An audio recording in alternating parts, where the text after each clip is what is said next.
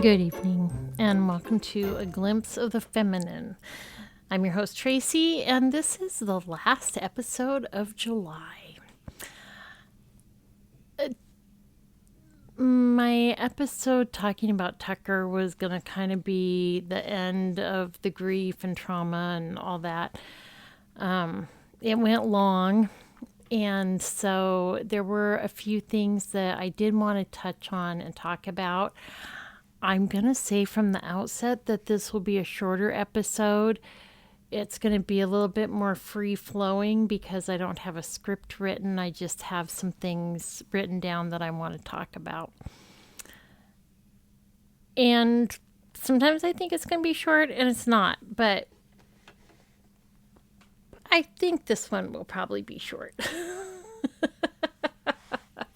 Which would be fine, right? Because the last ones have been a little bit longer. So,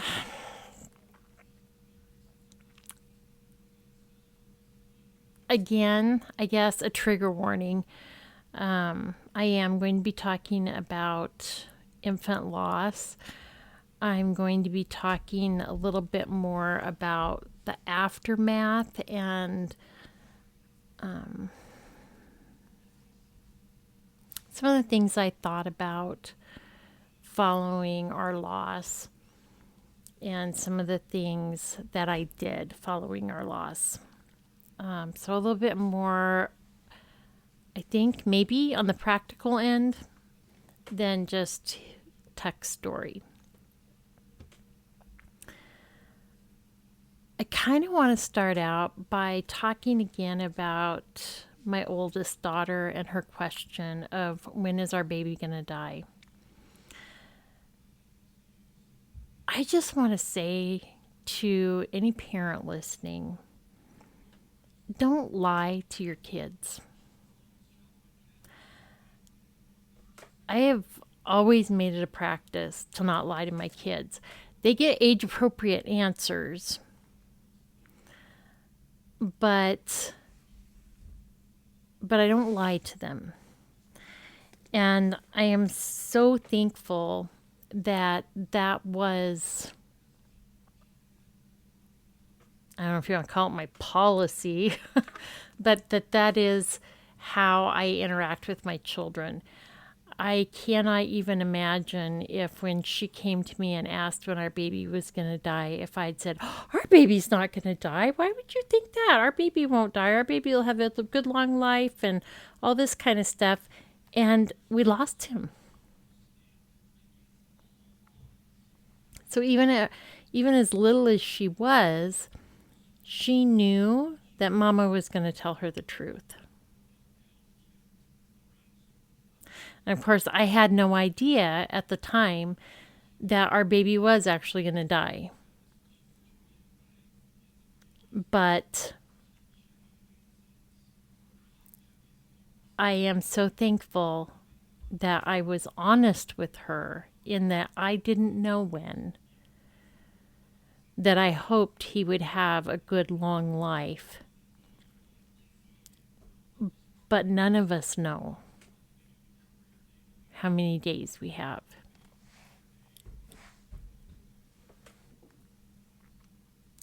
The other thing I would say to that is, and there is a scripture that says it, but I don't know offhand what it is. I believe that God numbers our days. From the beginning of time, each of us had a certain number of days set out for us. And so, even though Tuck never drew breath outside my womb, he lived his life as fully as he was intended to.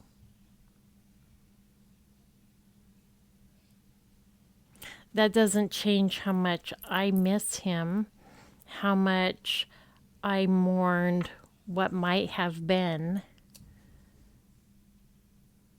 all of his growing up and assuming he would have gotten married and had children and all of that still is grieved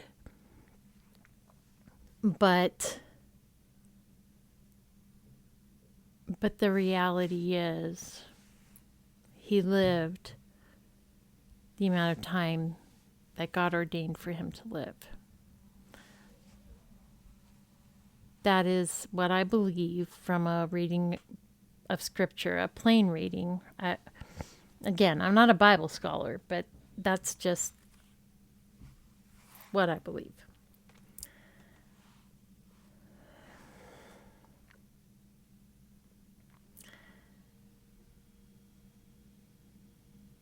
The other thing I want to touch on is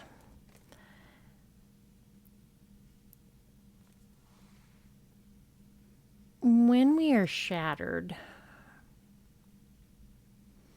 when we go through any kind of trauma, but particularly if you're a parent who's lost a child, it feels like we're going to remember all of it. We're going to remember every tear that is cried. It just, like, it is so raw. You can't imagine that you will forget any of it. But the reality is, with time, we do. And I found Psalm 56:8 to be very comforting to me in that time. You have kept count of my tossings, put my tears in your bottle. Are they not in your book?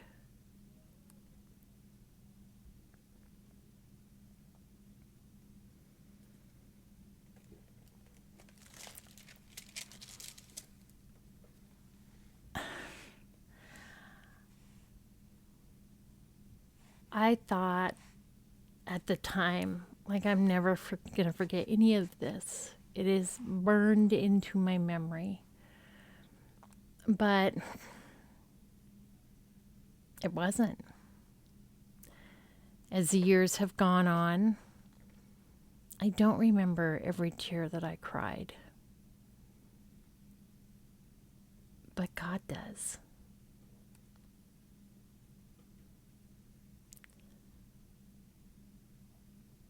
God takes note of.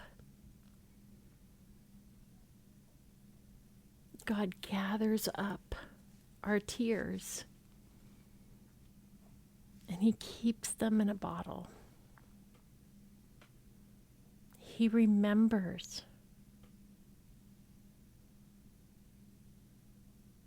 Even when our frail human minds cannot, God remembers.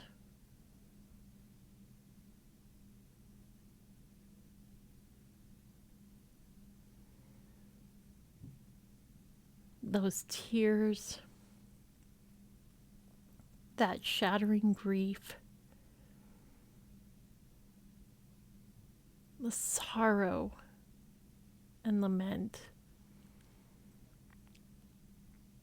That's not just lost to time or into some void. God remembers.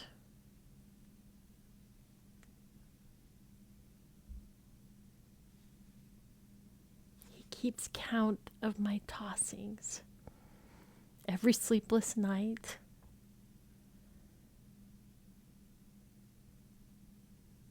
All of it. He keeps record and he remembers.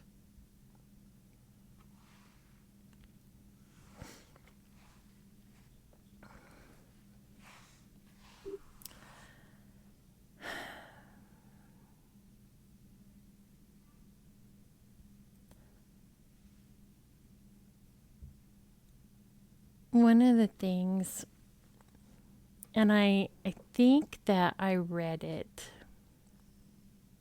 in From Grief to Glory. And I don't have a copy anymore. And so I can't do like a quote out of the book, so I apologize. But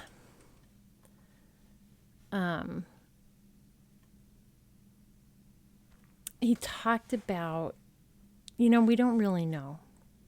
What we know about heaven is so limited. And so there's a lot that we don't know. And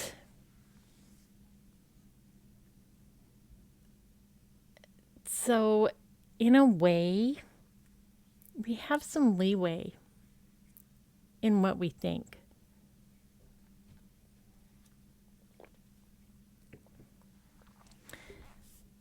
Now, I want to be careful because we don't want to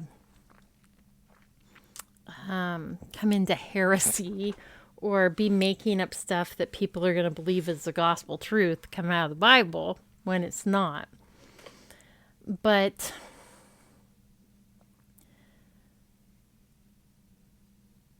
I think there are some things that we can acknowledge are not biblical truth, but might be. And if that might be can give us some comfort, then I don't know that there's anything wrong with it. And one of the things that was brought up in the book is our infants, our little children, when they get to heaven, are they all of a sudden adults? Do they stay children forever or a baby forever? Or do they grow? Does time, even though they are now in eternity, does time continue for them until they obviously time continues. Do they continue to grow? Do they go from being an infant or a child to an adult? I don't know these things.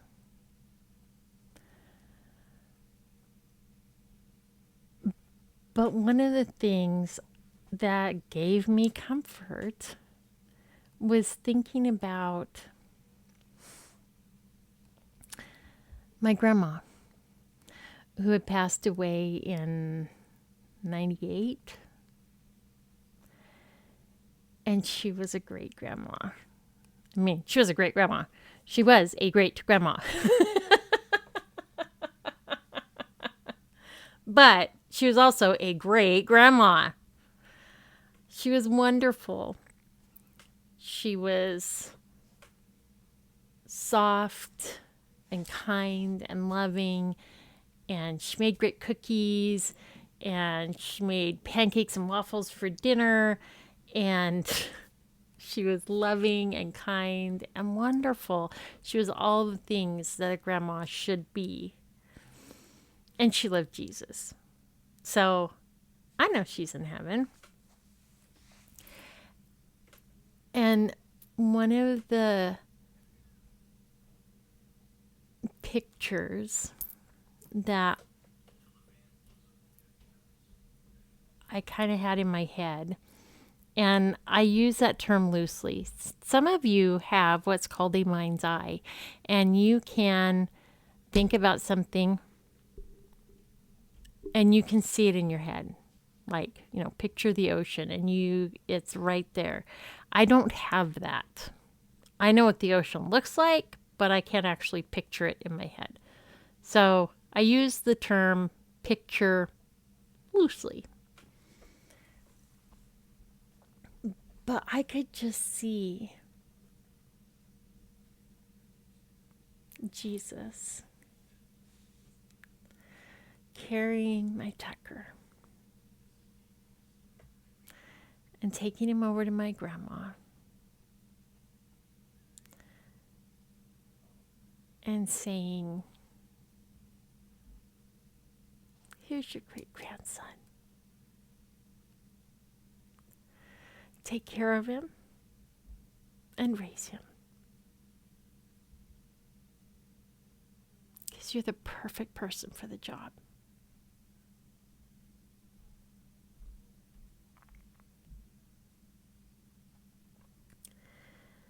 And I pictured her sitting and rocking him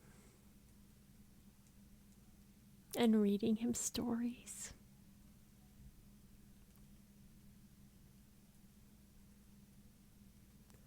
And guiding him as he grew.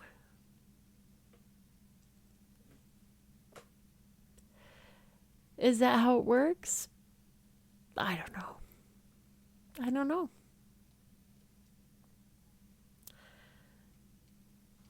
But I don't think there's harm in imagining that.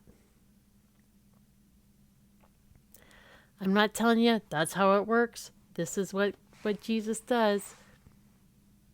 But it's a possibility.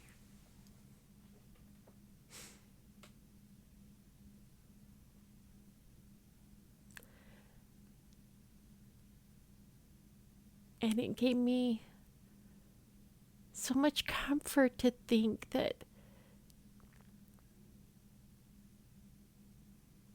besides Jesus, maybe Grandma's arms were the first ones to hold him.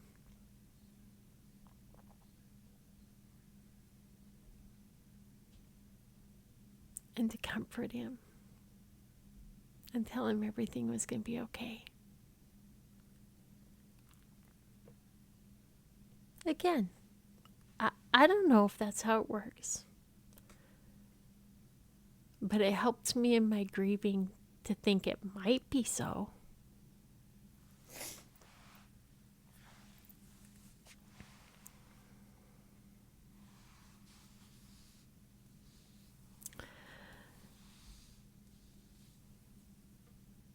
One of the things that I think my friends and family did well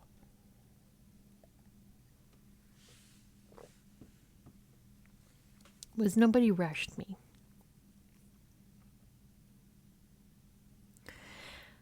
And I've seen this at other times with different kinds of grief. Maybe somebody's lost a child, whatever their age, or has lost a spouse, or has lost a parent. And, well, you got to get this taken care of right now. You need to go through their closet and get that all cleaned out and get rid of their stuff. And nobody did that to me. And as I mentioned, my mom did go and get me some nightgowns that were not nursing nightgowns because I just couldn't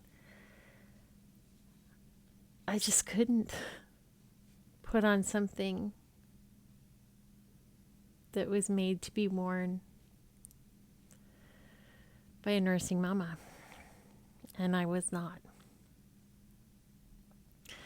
But I had the cradle set up. I had all the baby things out and ready. And I could not bear to put those away. And nobody rushed me. Nobody pushed. Nobody asked. They just let it be. And that's really important. I needed to do that when my heart was ready. This may sound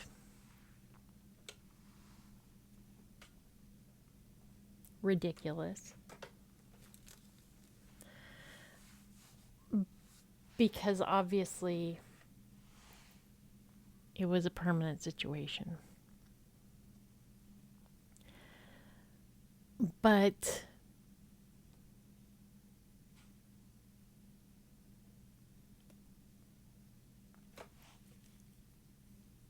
by putting away the cradle and putting away the baby things,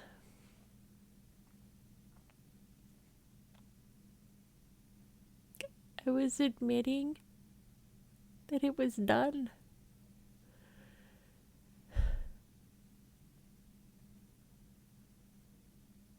That there was no turning back. And obviously, it was done. There was no turning back.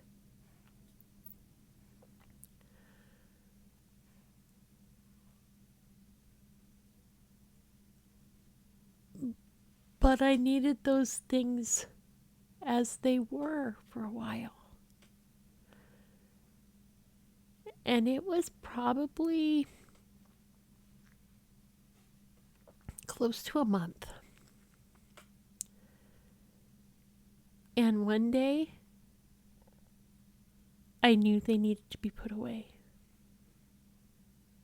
And they could not be left out any longer. And so,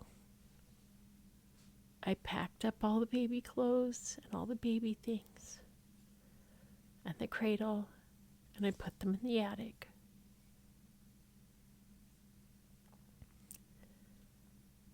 But I needed to do that in my time, when I was ready.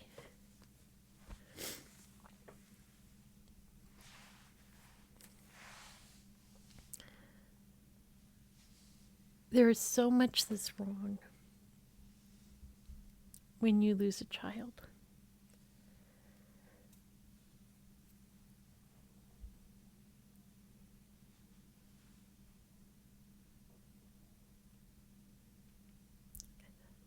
I can remember going to the store. There was an exhibit for the Vietnam Memorial Wall that was traveling at that time, and we went and seeing pregnant women and thinking, this is unfair. I want a do-over.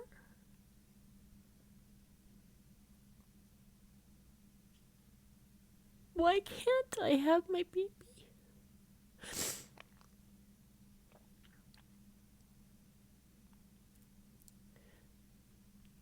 And there's never enough time.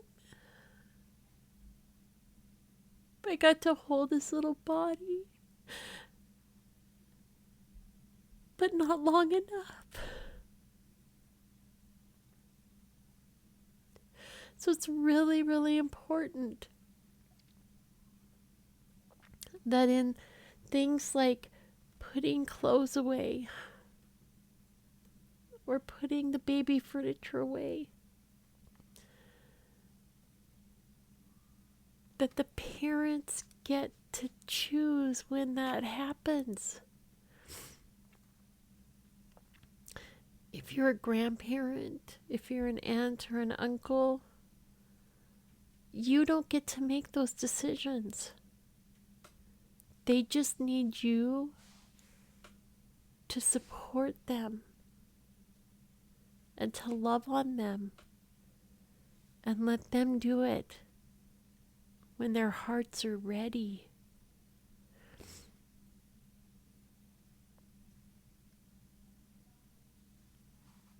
Because these are little goodbyes.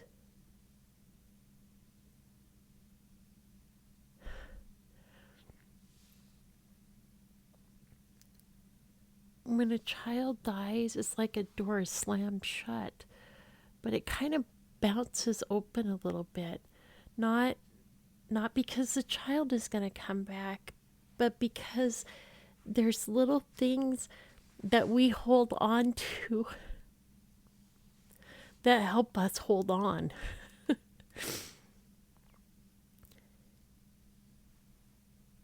And each one of those things, when we let go of it, pushes that door a little further closed again.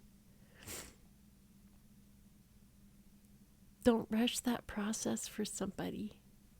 Everybody grieves in their own time and their own way.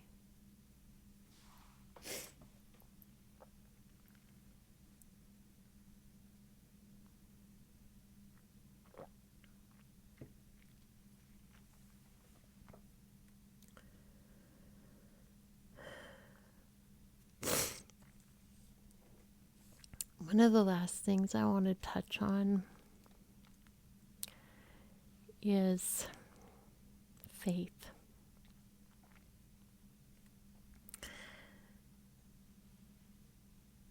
I can remember listening to a sermon, and at the moment I cannot think of the name of the pastor. I used to listen to him a lot, and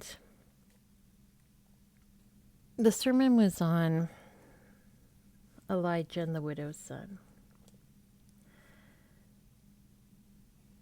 The story is found in 1 Kings chapter 17. And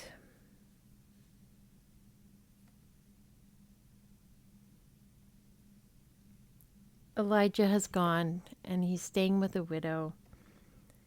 And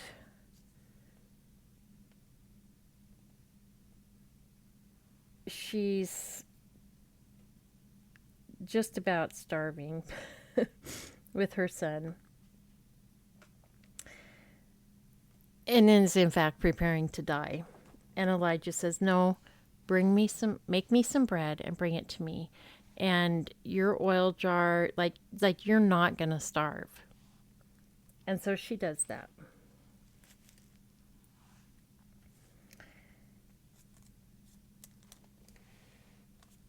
In verse 17, we pick it up. And it says, "After this, the son of the woman, the mistress of the house, became ill. And his illness was so severe that there was no breath left in him. And she said to Elijah, 'What have you against me, O man of God? You have come to bring me my sin to remembrance and to cause the death of my son.' And he said to her, 'Give me your son.' And he took him from her arms and carried him up into the upper chamber where he lodged and laid him on his own bed. And he cried to the Lord, 'O Lord, my God, have you brought calamity even upon the widow with whom I sojourn by killing her son?' And then he stretched himself upon the child 3 times and cried to the Lord, 'O Lord, my God, let this child's life come into him again.' And the Lord listened to the voice of Elijah, and the life of the child came back into him again, and he revived. And Elijah took the child and brought him down from the upper chamber into the house and delivered him to his mother. And Elijah said, 'See, your son now lives.'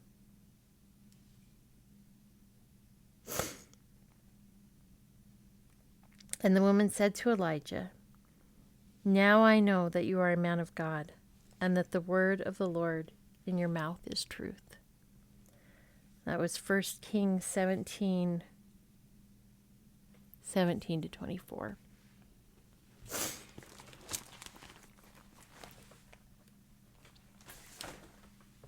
And I can remember hearing that sermon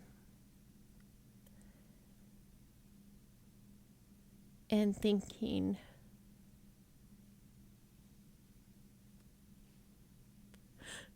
Why wasn't my faith big enough?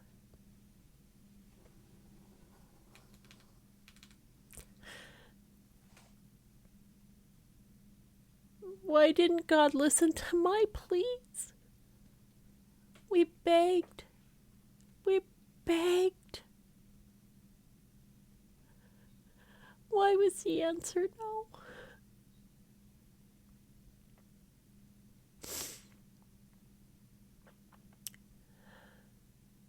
And not only were we begging, we were calling our friends and our family and saying, pray for a miracle. We need a miracle. But we didn't get it. And why wasn't my faith enough?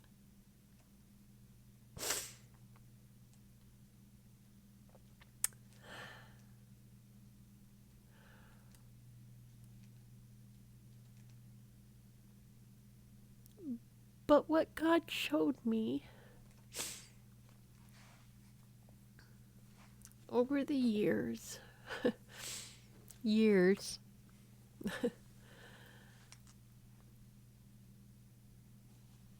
was it wasn't about how big my faith was. It was about his plan for Tucker. And his plan was not that Tucker would live, was not that I would get to raise him. His plan for Tucker was an earthly death.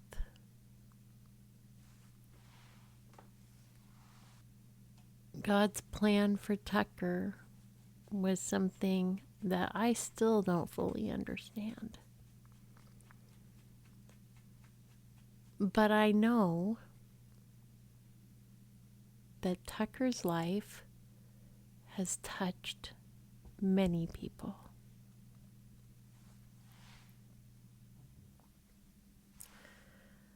I know that because Tucker's life was what it was, that it ended when it did, I have had the ability and the opportunity to reach out to so many other grieving moms, to come alongside them and let them know they're not alone.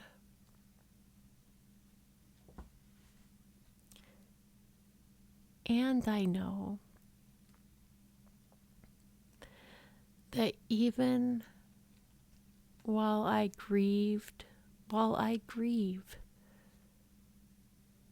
Tucker's death, he is in the presence of God, living life more abundantly than I can even imagine.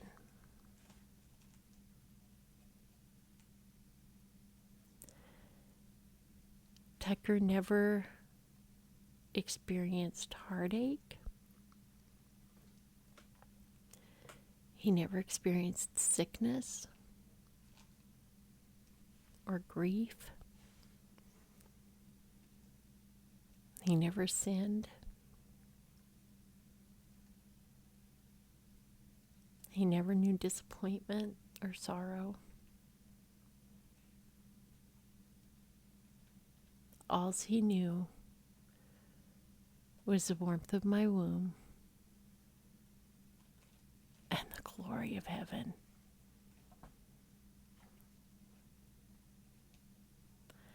And that, my friends, is not about how big my faith is.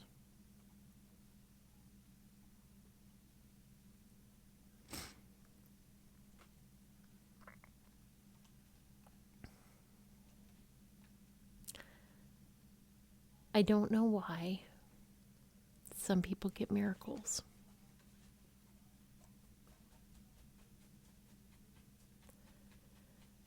And some don't. But I do believe that God has a plan.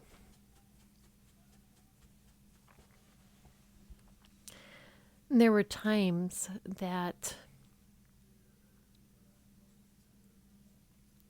I felt cheated in more ways than one, let's be honest. But I didn't even get to fight for Tucker. I didn't get to sit by his bedside.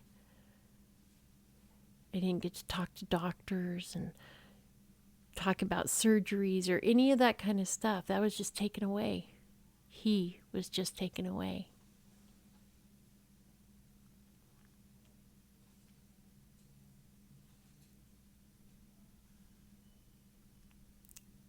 But 6 years down the road, he had a brother that was born dead, but restored to us.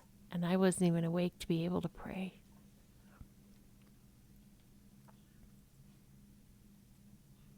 And I got to fight for him every step of the way.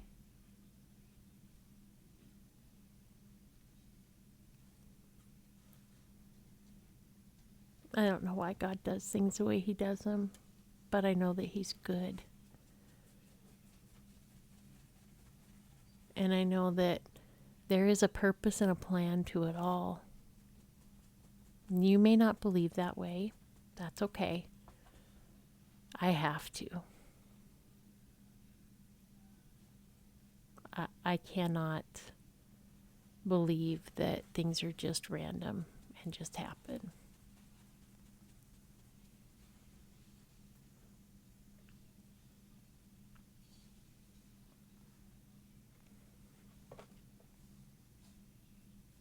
So I believe that God has a purpose and a plan.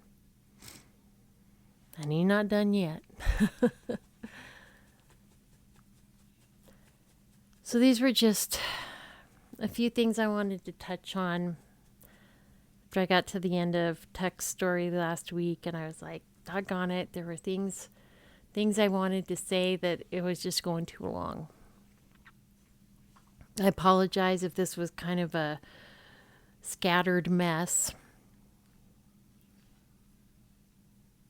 but I wanted to share these extra thoughts, things that I had thought about, gone through, things that I did. And I hope somewhere in it there's an encouragement for you, how you can come alongside and help somebody else, or how you might be able to navigate the grief you're walking through. Until next time.